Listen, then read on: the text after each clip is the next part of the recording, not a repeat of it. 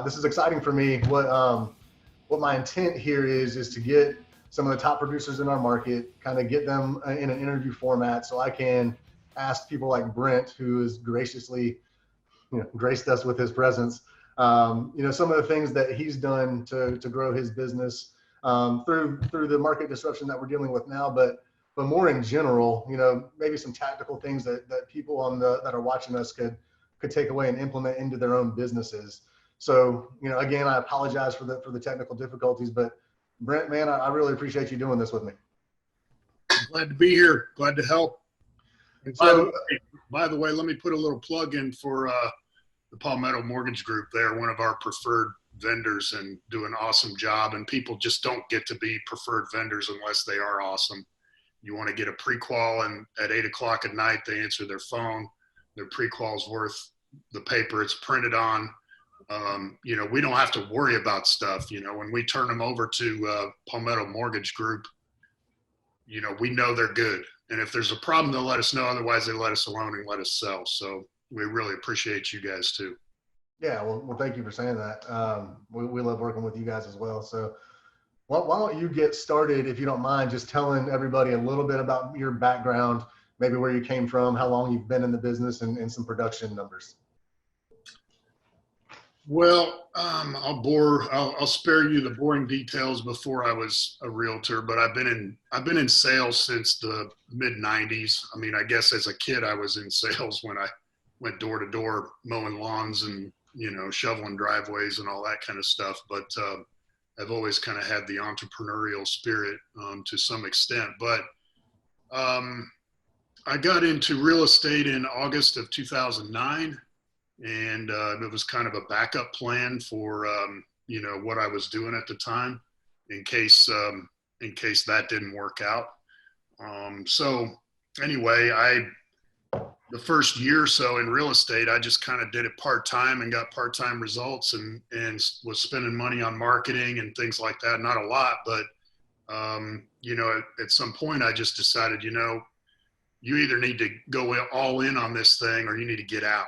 Because I was getting part-time results and it just wasn't really working for me. So from that point forward, I really I made a decision to bust it. And God has blessed my business, but I've certainly been here to do the work too. So tell me about production. I know you're either the top or one of the top guys in our market. So can you just kind of give everybody a little stroke your own ego if you want? I mean, what were your production last year in 2019? Our team production was, I think we sold like 375 houses and we were like right around 90 million in sales. And that was through our market is pretty much the Greater Columbia, the Midlands real estate market. So. Okay. Where do you get your business?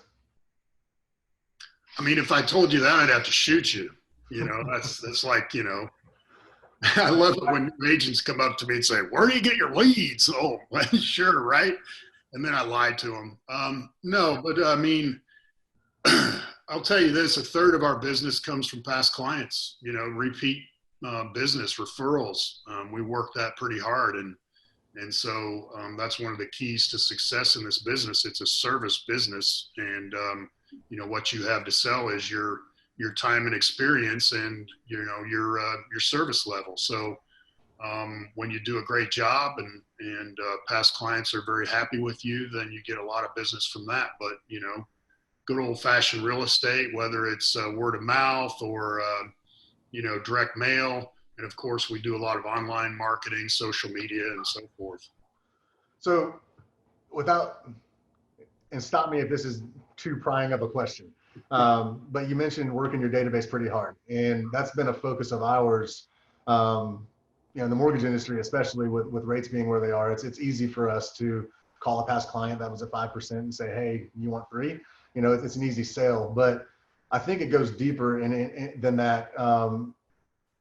Do you have a philosophy or like a process that you guys implement for marketing to your past database?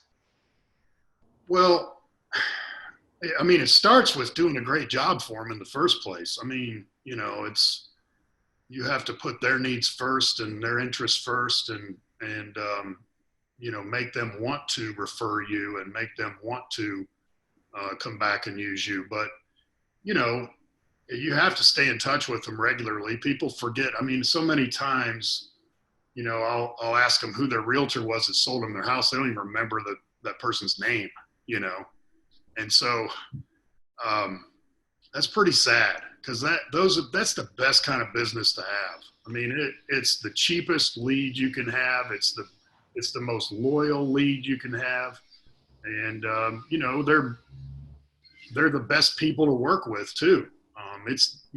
If somebody has a come list me call and they, you helped them sell their house, there's almost never competition on those things. So philosophy wise, you have to start with excellent service and integrity and all that stuff. And then, you have to regularly keep in touch with them. So it's pretty simple. This stuff is not rocket science, man. I mean, it's just doing the work. I mean, I probably could tell you all my secrets, but I could stand up in a seminar and tell people everything we do and not worry about. Most realtors, they wouldn't do it. It's like going to a seminar. It sits on the shelf after you get home. So it really is just about doing the work, being disciplined and being consistent.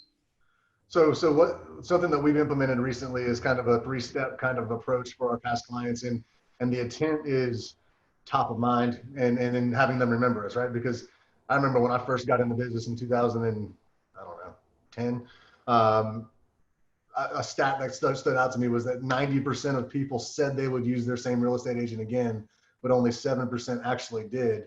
And the reason for that is that people aren't staying in touch with their past clients, right?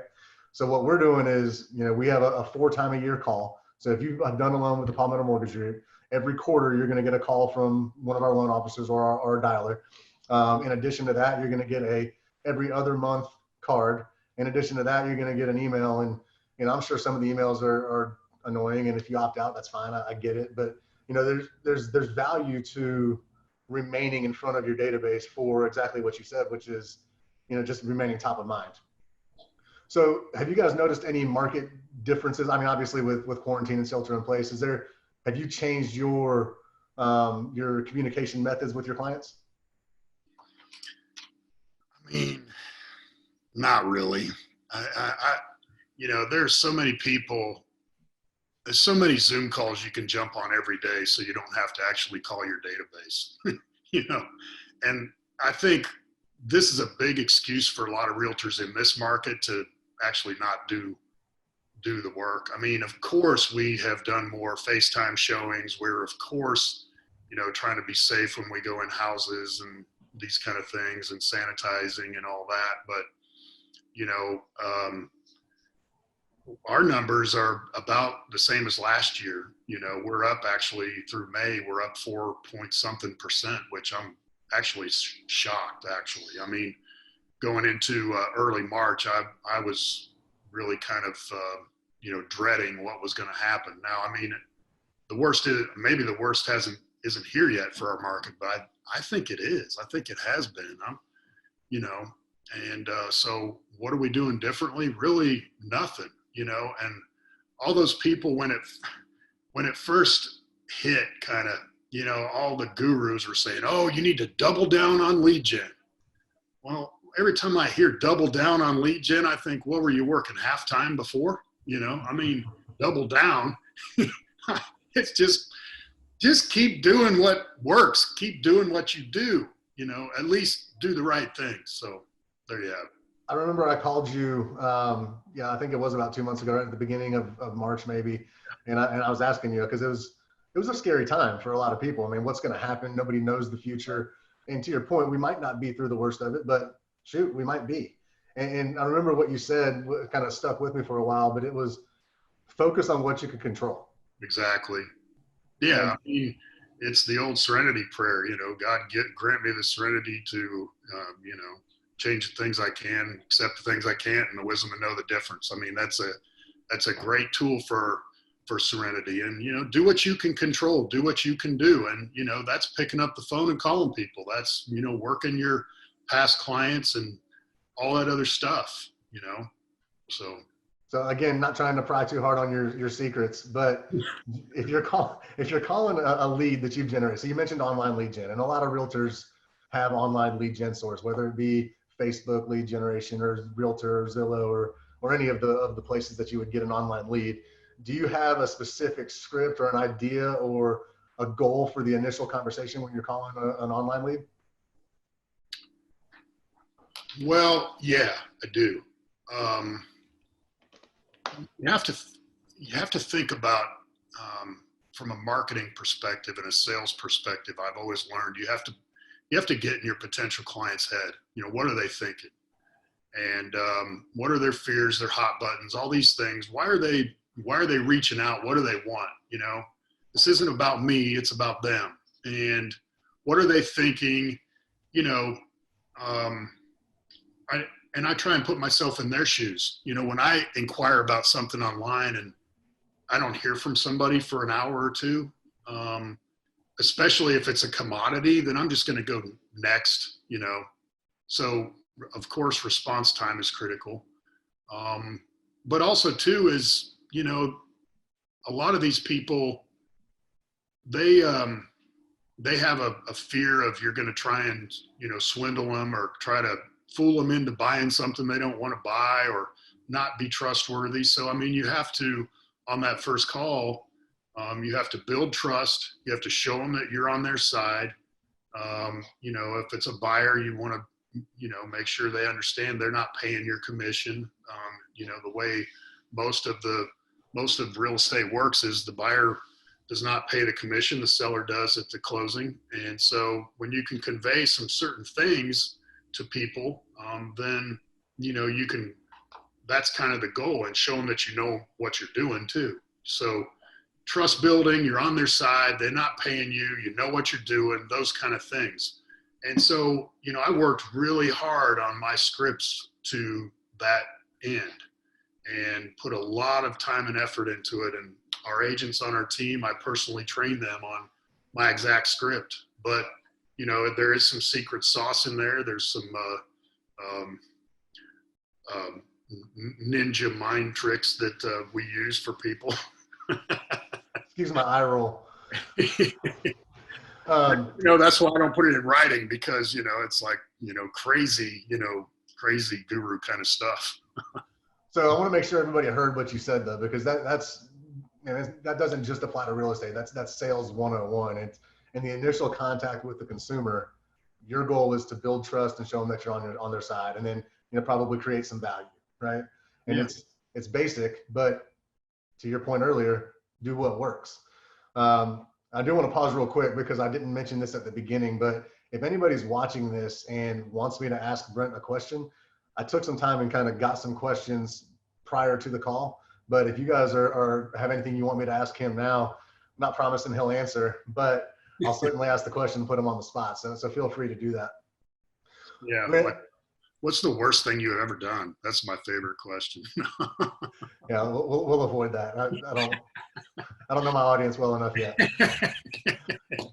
But I did want to ask you about your team, because in talking with a lot of the realtors that our group works with, a lot of them either have started a team and it's fledgling, or have a desire to start a team. So can you tell me about how your team is structured first? Sure. Well, I am kind of the operations manager, you know, CEO, head bottle washer kind of guy. And so my main thing anymore is lead gen for my agents. I pretty much try to generate 95% of the leads that they get. And so, and then send them to them, train them, recruiting, those kind of things are what I do. And so our agents, we let them, you know, there's a lot of teams that, oh, you're only a buyer agent. Oh, you're only a listing agent. That's not how we do it. We have agents who only get buyer leads and who only get listing leads. But once they have a client, you know, if they help somebody buy a house, we're not going to make them give that person to a listing agent, you know, 3 years from now when they want to sell their house. I think that's crazy, because the relationship is way more important than the title that these agents have. So anyway, we have some corporate staff. I have a closing coordinator, I have a listing coordinator, and a marketing director. And those ladies are fantastic. And that is critical that you have that core working for you. I mean, of course, when you're a single agent, you do all this yourself. Yep. And when you're a single agent, you have to start trying to leverage what's my stuff that I can hand to somebody else so I can keep selling. But we've got today we've got 9 agents on our team, and the 3 staff, and then myself. And basically, I try to take everything off of my agent's plate except selling and making appointments. So they prospect and sell, and that's all I try to have them do. And then my corporate hub, so to speak, does all the admin stuff and everything else. So if you're an agent today and you are desiring to start a team, what's the first hire you would make? Well, usually that would be, for me, I would recommend you consider hiring a licensed admin. So that would be probably the most useful. And so you keep, what I do is I keep my foot on the lead gen gas pedal all the time, no matter how many agents I have. And in my model, as opposed to a lot of team models, our agents are continually swamped with leads. In fact, we need help right now. We need at least 2 more agents. So if you're watching this call and you're interested, call me. Anyway, so starting out, what you need to do is keep your foot on the lead gen gas pedal. Always generate more leads than you can handle. Don't try to service all those leads, because you'll do it in a crappy way and you'll have poor reviews. Only take on as much business as you can service and do an excellent 5-star job with. But a licensed admin would be my first hire in general, unless I saw a reason, to contrarily not do that. So forgive my ignorance though. So a licensed admin does what tasks? Yeah, I mean, the reason I would hire a licensed admin is so that way you can give them the leads that you don't want to work, and they're happy to do it. You pay them a salary, so they handle your MLS input, they handle your dot loop, or they handle whatever it is that, you pretty much in any business where, we have only so much time to sell. And earlier I said we have only time and experience to sell, right? So you have only so many hours during the day to sell. So, in my previous career, we would do what we would call margin up. In other words, we're making X dollars per hour, and here comes a better piece of business that's worth more dollars per hour. Well, then you kick out the cheaper dollar per hour stuff. Well, in our case, you hire somebody to do stuff like make flyers that, you can hire somebody for 10 or 12 bucks an hour to do, versus you spending all the time doing that instead of making appointments and selling. So your admin does that kind of stuff. Now, I'm a firm believer, and you kind of have to look at the person and see what they're good at and not good at. I mean, if they're, just not good at something, you might just keep doing that yourself. There's not any kind of cookie cutter thing, but that would be my first hire. I think that you bring up a good point about hiring an admin to do stuff that you can pay somebody to do. If you're a real estate agent and you, have a goal of $100,000 a year in income, $100,000 divided by 40 hours a week, it ends up being 2,080 hours. So that ends up making you at 100,000, you make $48 an hour. So if you can hire somebody to do the $12, $15 an hour stuff while you continue to do the $50 an hour stuff, that makes the most sense. And then it becomes determining what the $50 an hour stuff is. And in your mind, that's setting appointments and selling real estate. Yeah. Right. And then lead gen, I would assume, right? Mm-hmm. So have you noticed a difference given quarantine with the way sellers are responding? I mean, you notice sellers sitting on the sidelines, that kind of thing?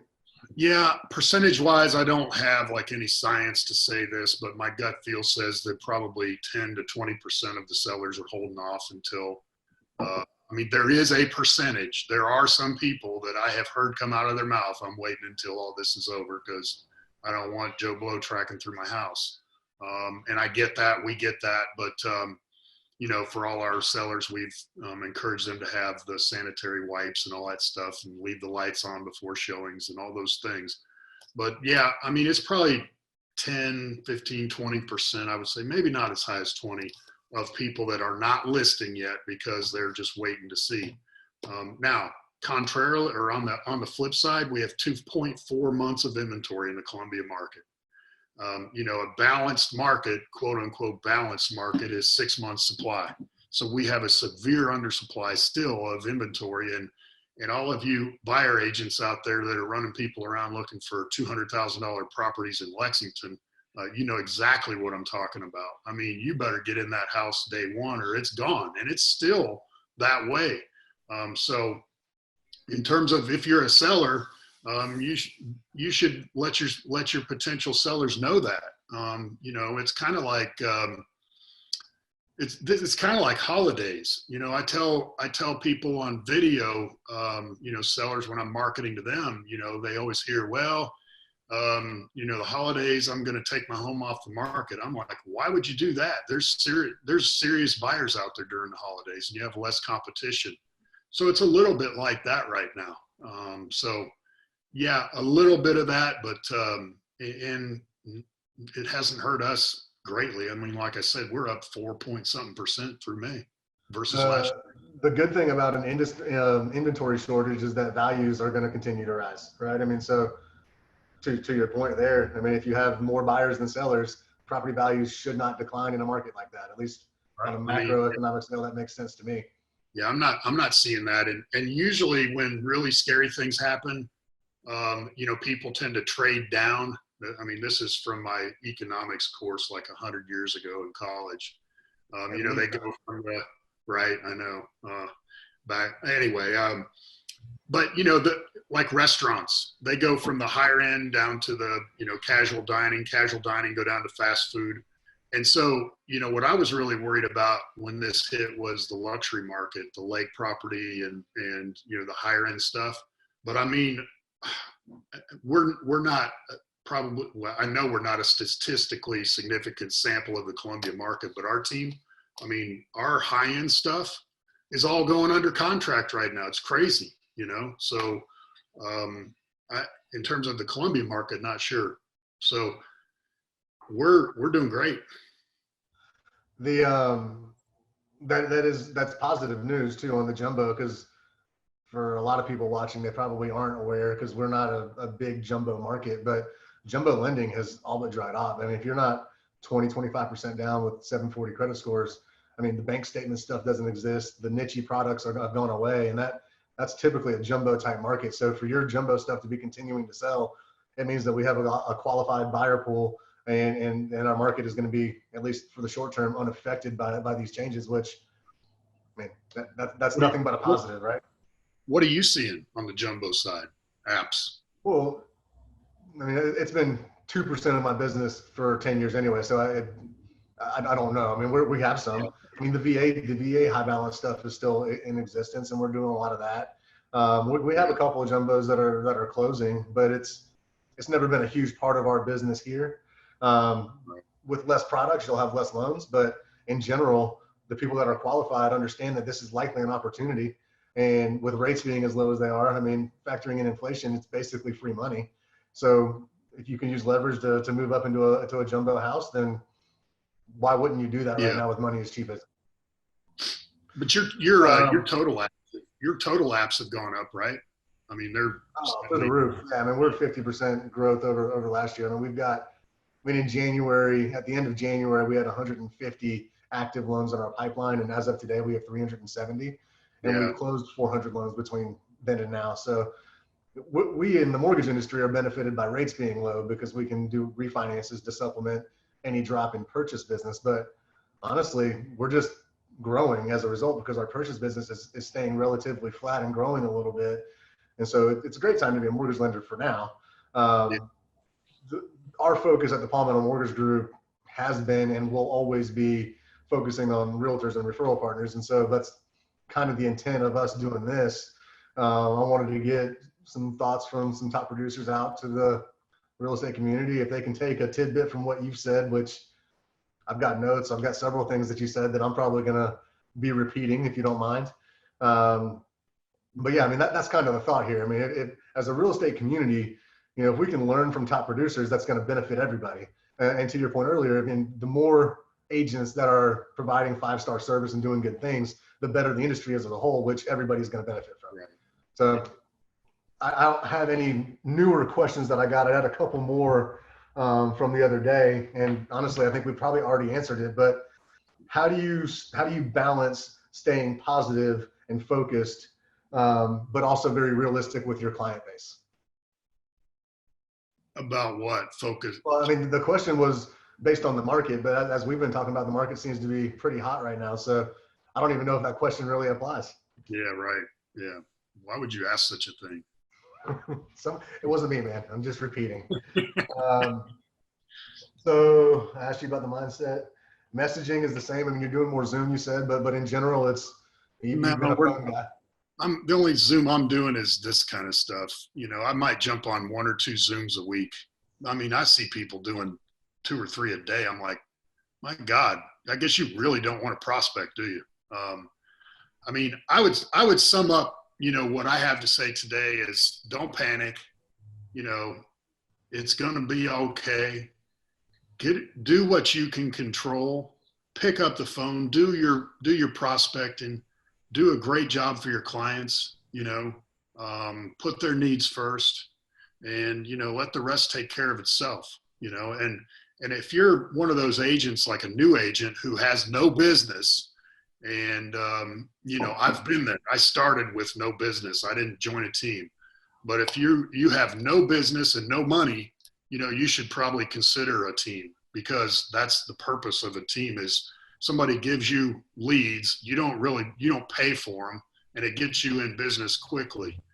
But for all you old timers, or you people that are you agents that have been in the business for a while, don't let this be an excuse to not do what you've always been doing. I mean, we see it every year. September, October, I pump my agents up. Look, this is the time to really be aware. Do not take a break here. Do not, other than, of course, being with your family during the holidays. But there's so many agents that use that as an excuse. Oh, well, the holidays are here. No one's doing anything. That's not true.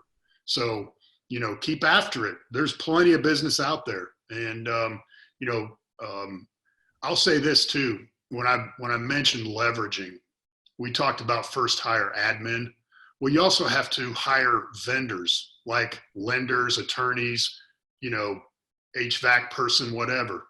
And so what you want from your vendors is turnkey, don't have to worry about it. And as I mentioned before, Brian and his group, if you have not tried them or used them, he didn't ask me to say this, but seriously, he and I are friends because we just are, but we might be friends if we didn't do business, but just because we're friends, I don't do business with friends just because. They have to do their job well, very well, because as most of you know, when you refer a vendor to your clients, it's your reputation that's on the line more so than the vendor. So I'm very careful about who I use. And we only have a couple of preferred lenders, and Brian is a key part of that. And again, we appreciate you, Brian, and everything you and your group do. We just appreciate the partnership. It helps us just go out and sell more, So anyway, thanks for having me today. Yeah, thank you, man. I do appreciate the time. So anybody that has any follow-up questions for myself or Brent, feel free to either comment on the video or send me a text or email. We'll happily, maybe off air, Brent will drill down a little bit deeper on some of the concepts there. But right. Yeah, man, Brent, thank you very much for doing this. Thank you for your partnership and the plug. And unsolicited, just to be clear, I did not ask him to say that. Yeah, that was not a paid announcement, but and I'm not an actor, but also too, if I can help any of you out there, I'm glad to help agents and answer questions. Or again, if you'd like to talk about an opportunity on a team, whether it's our team or somewhere else, feel free to call me on my cell at 803-381-8950. Be happy to help. And we'll post that for anybody that wants to reach out to you there too. Okay. All right, Brent. Thank you very much, man. I appreciate it. All right, man. See you.